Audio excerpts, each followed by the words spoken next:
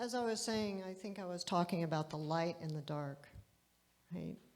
And it's just so perfect, I thought, you know what? Because the past couple months we've been talking about authenticity and being vulnerable, and, you know, I just love to be the model of all that. Because it feels so comfortable, right? But anyway, I don't know if you know, but May is Mental Health Awareness Month. Maybe you've seen some green ribbons people are wearing or green bracelets. I belong to a team called the Recovery Education Advocacy and Leadership Team at the job that I do. And I've been part of the mental health field since 2013. And gratefully, it was here in Nevada County that I got hired as a crisis peer supporter. And it was at a time that I really needed it. I was going through a crisis myself. I had my own mental health challenges that I was going through. I don't know if you know, but 1 in 5 people will experience a mental illness during their lifetime. And it's not something that we talk about much. It's one of those kind of darker subjects, maybe, right? So I'm going to bring that to the light today. And let's see. Let me just look at my note. Yeah, so first of all, I just want to remind us that there's nothing wrong with us, right? And the reason why I bring that up, because when I got my mental health diagnosis, I felt like I was broken, that there was something wrong with me. Even though it helped explain my life, that part was a relief. But I did have this, what's called self-stigmatization. It was like, you know, there's societal stigmatization around mental illness, and then there's the thing that we do to ourselves. I thought that I was broken, and I was like, okay, I'm not as capable, or whatever. Those thoughts were stories that I told myself in my head. I do not believe they're true. But just so you know, many of us who have gotten diagnosed with a mental illness have been told that we may never work again and that we will have to take this drug for the rest of our life or several drugs for the rest of our lives, right? In case you didn't know, that happens all the time. And the thing that happened for me was, gratefully, my psychiatrist was a Buddhist monk. And he said, here, you might just need to take this lithium for the rest of your life, and that might work for you forever, because it does for a lot of people. And I was just like, couldn't wait to take that lithium, because I'm going to let you know what happened as a course of my own, I don't like to call it mental illness, I call it a mental challenge, but I also call it a gift, was that while I was going through this very difficult time, I was caring for 6 developmentally disadvantaged women, and I noticed that every morning I had to get up and feed them, and I gave them their medication, but I also gave them their vitamins. And I was having a breakdown and realized that I was taking care of these women better than I was taking care of myself. And so that was a real light bulb moment for me, because I didn't really know how to take care of myself, honestly, right? I don't know how. I was in my 40s, I think, and I didn't really know how to take good care of myself. So anyway, I started taking vitamins, and one of the things that happened for me was I was very in tune with spirit and what was going on all around me. I heard the voice of God. So what was happening for me is I was trying to take care of myself, and so I had vitamins on the table. And every time I would walk over to take the vitamin, the word lithium would come into my mouth. I'm like, wow, what is that about? Right? And this happened day after day. And finally, I went to my boss and I said, do you know what lithium is for?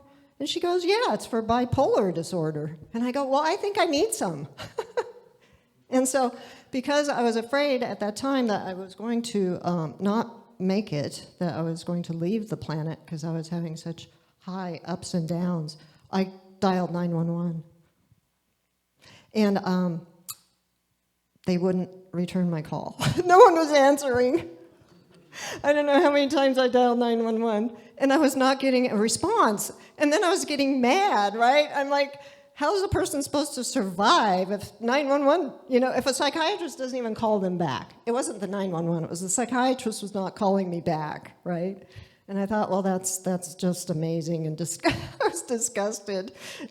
But I was also, I was reaching out to my loved ones, my friends, my Rev Lanny, right? I was reaching out for support because I was already a suicide survivor. And I knew that if I didn't reach out, I was not going to make it. And so I was empowering myself to reach out for help. And I did. I ended up with that Buddhist monk psychiatrist. And he prescribed me some lithium. And I went directly to the store and immediately took it. And this was amazing, and it could have been in my head. That's a joke. But my neck muscles began to relax immediately. That's what it felt like. And I can describe what it used to feel like before I started taking that medication was that I had a demon inside of me, or a dragon right here, that I was having to squelch it down to not let it out. It was scary, and it was taking up a whole lot of my energy, just trying to keep my demon inside. And so, anyway, so I started taking this lithium. I was feeling better. It took a long time, about 9 months, and then I felt different. And I thought, I wonder if this is what normal people feel like. I felt very flat. I don't think that's the way we're supposed to feel. But also what was happening for me was I was having side effects. And I felt like I was poisoning myself. And I remember I was driving up from Sacramento here to serve as your practitioner. Now, you didn't know I was going through all that, but I'm here to tell you I was. And I remember one of the side effects of taking the lithium was that it would make me shake like this, right? And somebody came up to me after Sunday service one time and they said, I noticed that you were shaking. They thought I was nervous. I go, yes, I was. But it wasn't because I was nervous, right? And so one of the things in my job that we do is we teach that people recover from mental illness. Now, there's a huge myth in our society that says that people don't recover from mental illness. And there's still some people who have been told that they will never work again, who may never work again, and we're all on different paths, right? So I would never, tell anyone not to take their medication. I gratefully don't take medication anymore. I went from the drug to the natural form of lithium, and then I was able to create a life of balance. And during my recovery process, I was able to learn natural ways of supporting myself and recovering. One of those things was jumping in the Yuba River, hugging a tree, going barefoot in the grass, lying on Mother Earth. Those things helped ground me when I was really energetic and having all kinds of, creative ideas and couldn't sleep. That can be a gift. If I could learn how to live with that in a way that I could function in the world, that could be a gift. And so those things were all happening. And over the years, I learned that jumping in the freezing cold Yuba River was a way to kind of shock me out of whatever I was going through. And one of the other gifts that I found at the Yuba River was that if I were to get out and lie with my heart chakra on the warm granite boulder, oh my gosh, who would have known?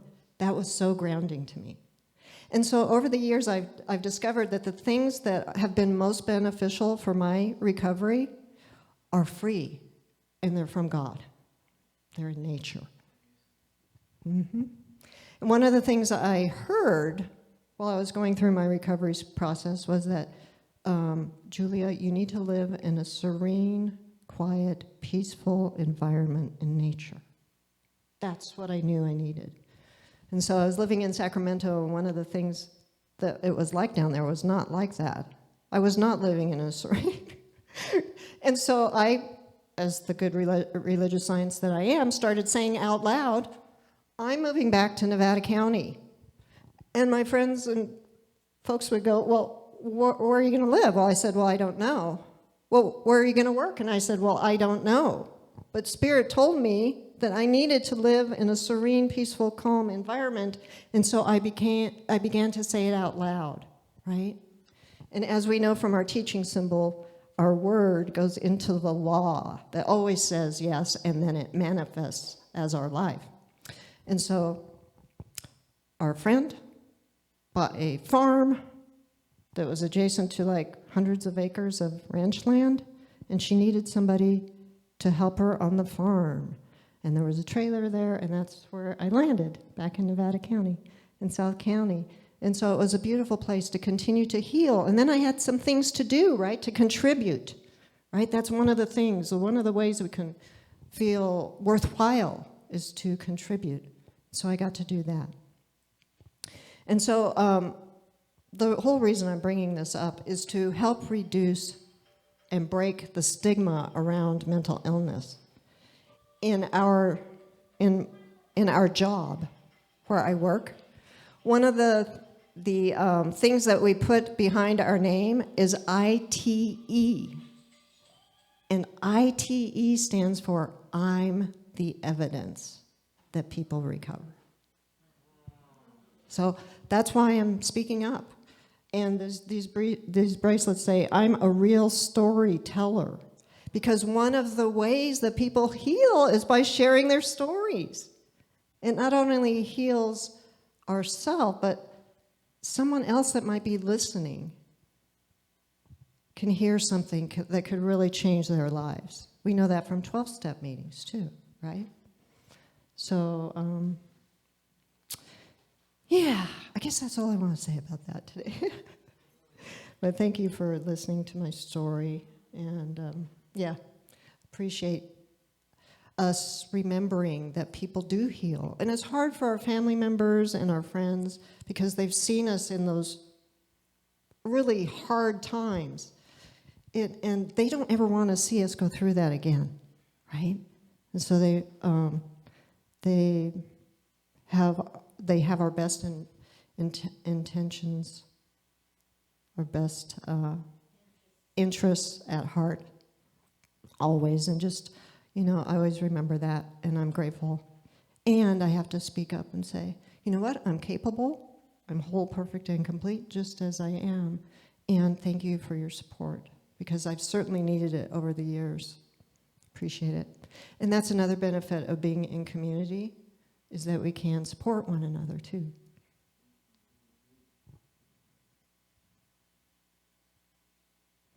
So let's see. I think I want to say that we as spiritual beings having a human experience, it's so important for us to continue to delve under the surface of what is within us that is calling for healing. What parts of those selves that we don't want to look at are still down there that need our love. Because in order to be a whole human being, we need to embrace all those parts of ourselves. Those parts of ourselves that we may not love. We need to love them. Because what? We are individualized expressions of God. If we're not loving ourselves, we're not loving our Creator. That's the way I look at it. And so that's what helps me remember to love myself. Because I am that. I am that spirit in form.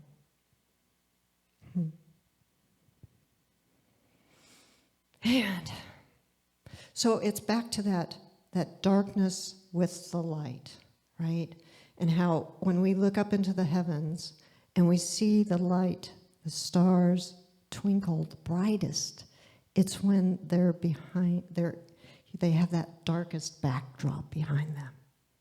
And so in order for us to magnify our light to the brightest that it can be, we have to embrace that darkness within ourselves.